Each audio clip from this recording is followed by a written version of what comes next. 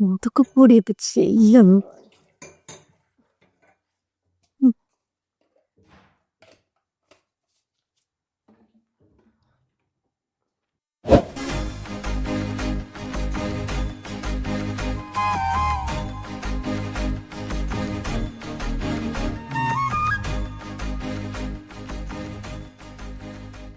എന്താ ഉദ്ദേശം?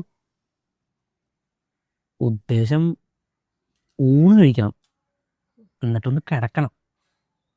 വൈകുന്നേരം എണീറ്റ് സുമേഷിന്റെ വീട്ടിൽ പോകാണ്ട് ഒരു ചായ കുടിക്കണം. അല്ലാതെ ഇപ്പൊ എന്താ? എന്നാലും എന്നെ സഹായിക്കാന്ന് പറയരുത് കേട്ടോ. ഹൈ, അത് നീ പറഞ്ഞ ഓപ്ഷനിൽ ഇല്ലാലോ. ഇതൊക്കെ ഓപ്ഷൻ വെച്ചിട്ടാ പറയാ, അതൊക്കെ മനസ്സറിഞ്ഞ് പറയേണ്ട കാര്യങ്ങളാ. എന്നാ മനസ്സറിഞ്ഞ് പറഞ്ഞിരിക്കുന്നു, ഞാൻ നിന്നെ സഹായിക്കാം. അത്ര ബുദ്ധിമുട്ട് എന്നെ ആരും സഹായിക്കണ്ട.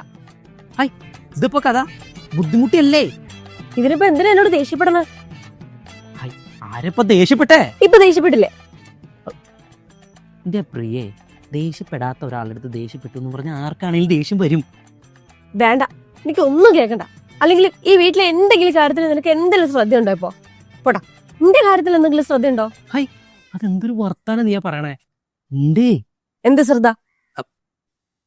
ഇന്നലെ നീ ഒരു ചമ്മന്തി ഉണ്ടാക്കിയില്ലേ, എന്തായിരുന്നു അതിന്റെ ടേസ്റ്റ്? തീർത്ത്.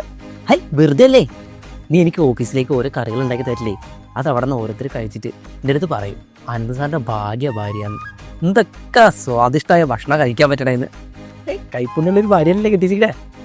വെറുതെ പറയുക. വെറുതെ അല്ലെന്ന്. ഇന്നലെ ഉണ്ടാക്കിയ ചമ്മന്തി ഉണ്ടല്ലോ ഊണിന്റെ കൂടെ, ഓ അത് ഇപ്പോഴും ഉണ്ട് നാട്ടിൽ. ഇന്ന് ഊണിന് ചമ്മന്തി ഉണ്ടോ?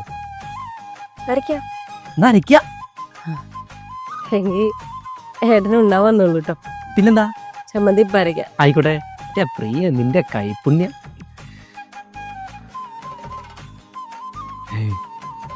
ഒന്നുമില്ല, ഒരു ചെറിയ അപ്രിസിയേഷൻ അത്ര മാത്രം മതി, എല്ലാം കൂടി ശരിയാവുന്നേ.